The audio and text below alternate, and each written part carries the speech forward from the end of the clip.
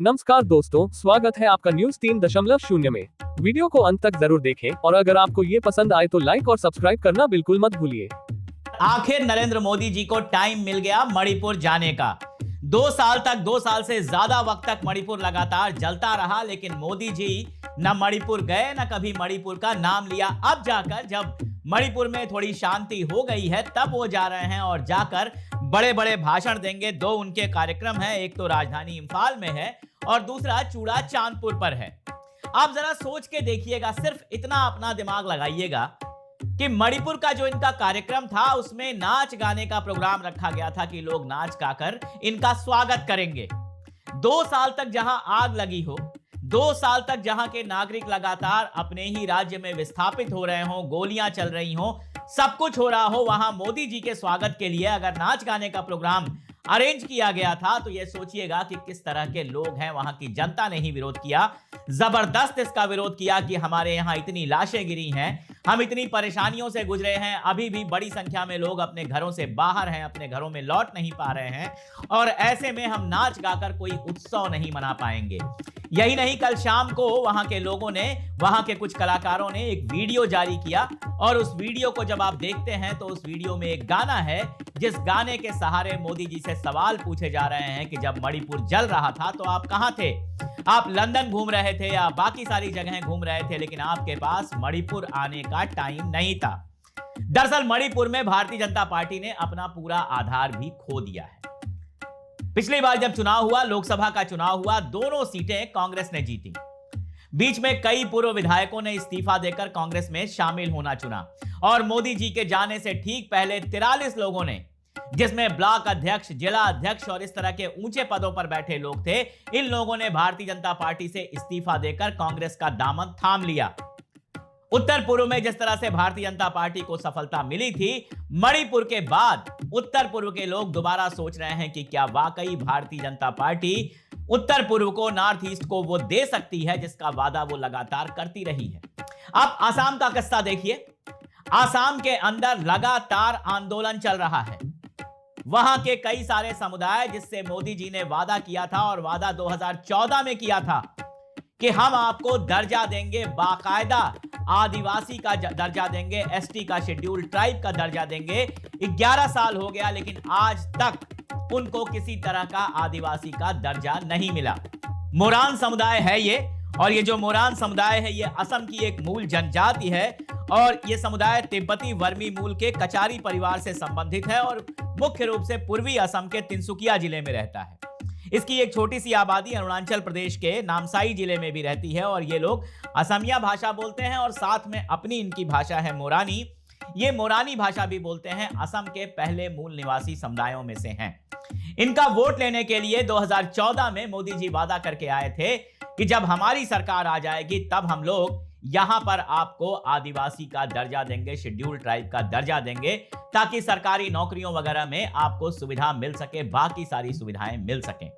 लेकिन double engine सरकार और हिमंता बिस्वा शर्मा जैसी सरकार वहां पर होने के बावजूद मोरान लोगों की मांग नहीं मानी गई और इसीलिए मोरान लोग, और सिर्फ मोरान नहीं, उनके साथ कई और आदिवासी समुदाय लगातार सड़कों पर हैं। तिनसुकिया जिले में बड़े बड़े प्रदर्शन हो रहे हैं। पूरा गोदी मीडिया नेपाल पहुंच गया था। नेपाल में अभी कल एक तस्वीर आई जिसमें एक टीवी चैनल के जो रिपोर्टर हैं उनकी मार पिटाई हुई। हम हर तरह की मार पिटाई की बिल्कुल मजम्मत करते हैं। खुद तो ये लोग, एंकर लोग जो हैं, वो बैठकर स्टूडियो के अंदर अपनी सारी गोटियां सेट करते हैं, पैसे कमाते हैं, कनेक्शन कमाते हैं और बेचारा जो रिपोर्टर जाता है सड़क पर वो मार खाता है। खैर, जो मैं कह रहा था कि नेपाल सारे लोग पहुंच गए, लेकिन मोरान समुदाय का जो इतना बड़ा जुलूस निकल रहा है, हजारों लोग सड़क पर हैं, उनको रिपोर्ट करने के लिए, उनको रिकॉर्ड करने के लिए, उनकी बात देश तक पहुंचाने के लिए कोई नहीं पहुंचा। जैसे नेपाल देश के अंदर हो और आसाम देश के बाहर हो, तिनसुकिया देश के बाहर हो। गौरव गोगोई जो कांग्रेस के नेता हैं, उन्होंने कई ट्वीट किए और मोरान समुदाय का जो आंदोलन चल रहा है उसके बारे में बताया। कई सारे वीडियोस भी आए, लेकिन गोदी मीडिया में, पूरे गोदी मीडिया में कहीं आपको इसकी कोई रिपोर्टिंग नहीं मिलेगी। गोदी मीडिया जहां हिमंता बिस्वा शर्मा को बहुत बढ़ा चढ़ा के बताया जाता है, वो ये बात नहीं बताएगा कि कितना भी हिंदू मुसलमान कर लें, कितना भी विकास के नाम पर आधा जिला दे दें पूरा उठाकर किसी पूंजीपति को सीमेंट फैक्ट्री लगाने के लिए, लेकिन आम जनता वहां पर सवाल पूछ रही है, आम जनता सड़क पर उतरी हुई है। आसाम से जब खबर आती है तो सिर्फ हिंदू मुसलमान की खबर आती है। आसाम से जब खबर आती है तो यही आती है कितने मुसलमानों के घर गिरा दिए गए, हेमंता बिस्वा शर्मा ने कैसे बयान दिए, ये सारी खबरें लगातार आती रहती हैं। लेकिन आप खुद सोचिएगा कि मोरान आदिवासियों का जो ये जबरदस्त आंदोलन चल रहा है, इसके बारे में पूरा का पूरा गोदी मीडिया खामोश क्यों है? बहुत सीधी सी बात है, वो इसलिए खामोश है कि पहली बात तो इससे यह सामने आ जाएगा कि नरेंद्र मोदी चुनाव के लिए जो वादा करते हैं वो कभी पूरा नहीं करते, और दूसरी बात ये कि ये भी सामने आ जाएगा कि हेमंता बिस्वा शर्मा की जो पॉलिटिक्स है वो पॉलिटिक्स उतनी चल नहीं रही जितनी बढ़ा चढ़ाकर देश के अंदर बताई जाती है। गौरव गोगोई से उनको दिक्कत है। गौरव गोगोई उनके लिए पाकिस्तान के एजेंट हैं। कुछ सिद्ध नहीं हो पाता, कहीं कोर्ट में कुछ सिद्ध नहीं हो पाता, लेकिन एक माहौल बनाने की लगातार कोशिश की जाती है। इस तरह के आंदोलन बताते हैं कि इस तरह के बेमतलब के मुद्दों का जनता के ऊपर कोई असर नहीं पड़ने वाला है। जनता सड़क पर है अपने अधिकारों के लिए, चाहे वो आसाम की जनता हो, चाहे बिहार की जनता हो, जहां संविदा कर्मी सड़क पर आते हैं और प्रदर्शन करते हैं।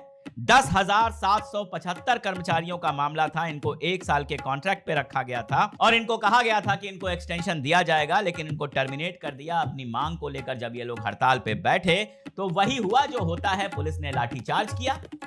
रोजगार मांगने अगर कोई सड़क पे निकल जाए उसके ऊपर लाठीचार्ज होगा, अधिकार मांगने कोई सड़क पे निकल जाए उसके ऊपर लाठीचार्ज होगा। कहीं कुछ भी हो जाए, बड़ी से बड़ी आपदा आ जाए, मोदी जी की जबान नहीं खुलेगी। 4-5 राज्यों में बाढ़ से इतनी बुरी स्थिति बनी हुई थी, अब थोड़ा पानी रुका है, बारिश कम हुई है तो स्थितियां थोड़ी बेहतर हुई हैं, लेकिन मोदी जी अफगानिस्तान पर तो ट्वीट करते हैं, किसी बाढ़ग्रस्त इलाके पे ट्वीट नहीं करते हैं। और मणिपुर का तो नाम तक नहीं लेते हैं। संसद के अंदर उन्होंने मणिपुर का नाम तक नहीं लिया।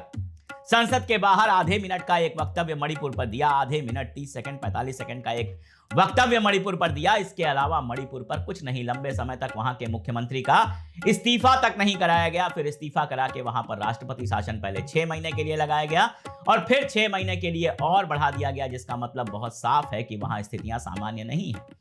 नेपाल में तो जैन सड़क पर आया, 4-5 दिन का आंदोलन चला। अब कार्की जी जो है, सुशीला कार्की जी, उनको इंटरिम प्राइम मिनिस्टर बना दिया गया है। कहा जा रहा है 6 महीने के अंदर चुनाव होंगे और वहां से लोग बता रहे हैं कि फिलहाल स्थितियां सामान्य हैं। लेकिन मणिपुर में तो 2 साल तक लगातार चीजें चलती रही। आप सोचिए, देश के अंदर 2 साल लगातार चीजें चलती रही और हमारे प्रधानमंत्री महोदय खामोश हैं। जाते हैं आइजोल, जाते हैं, अभी मिजोरम के आइजोल गए हैं, वहां से मणिपुर जाएंगे और पुरानी सरकारों पर सारे आरोप लगाते हैं। पुरानी सरकारों ने ये किया, वो किया। अरे भाई, 11 साल आपको हो गया है, 11 साल में आपने क्या किया ये तो बताइए।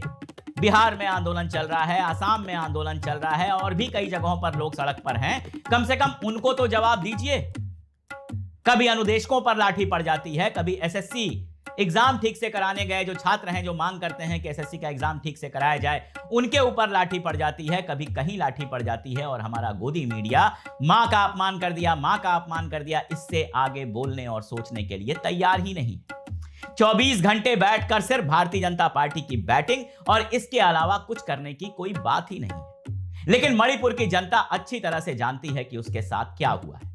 यही वजह है कि आज मोदी जी पहुंचे हैं और कल वहां पर फिर हिंसा भड़की।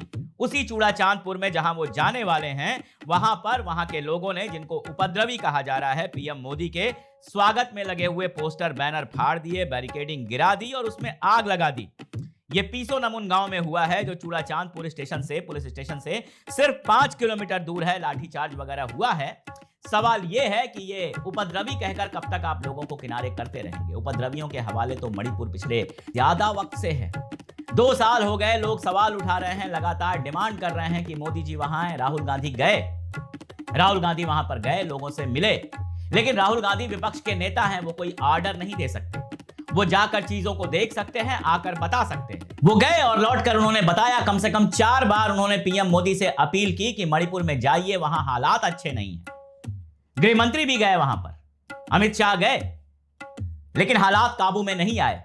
और जो लोग लगातार अपने घरों से बेघर थे, जो लोग हिंसा झेल रहे थे, और उनमें भारतीय जनता पार्टी के चुने हुए विधायक और नेता भी थे।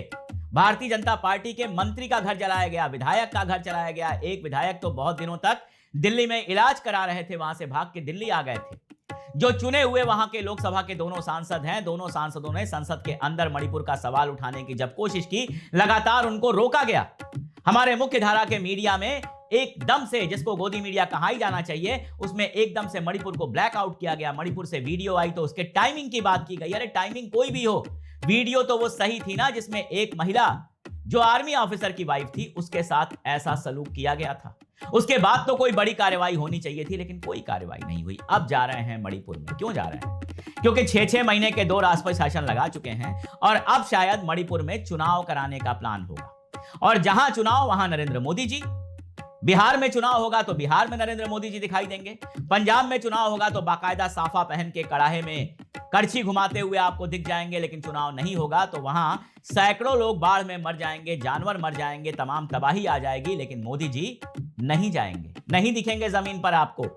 आसमान से देख के आ जाएंगे, उत्तराखंड के लिए कुछ कर देंगे। पंजाब में चूंकि उनकी सरकार नहीं है तो पंजाब का मंत्री जब पैसे मांगेगा 2000 करोड़ तो उसको 1600 करोड़ देंगे। और उसके बाद जब कहेगा कि हमने तो डिमांड 2000 करोड़ की थी तो कहा जाएगा कि हिंदी नहीं आती क्या, जो दे दिया वो दे दिया। ऐसा लगता है पॉकेट से निकाल के दिया है।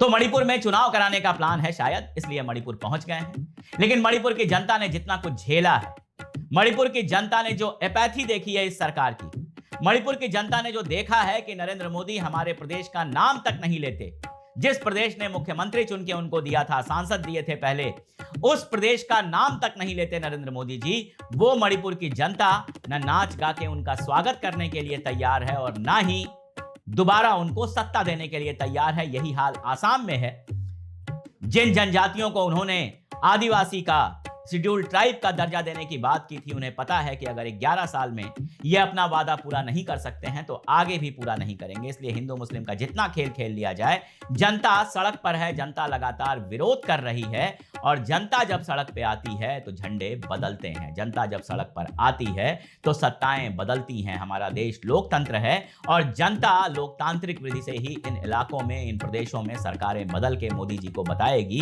कि विदेश में डंका बजाने की बात करने वाले मोदी जी अगर परेशानी में अपने लोगों के साथ आकर खड़े नहीं होते हैं तो जनता भी उनके बहकावे में और नहीं आने वाली। आज के लिए इतना ही। बहुत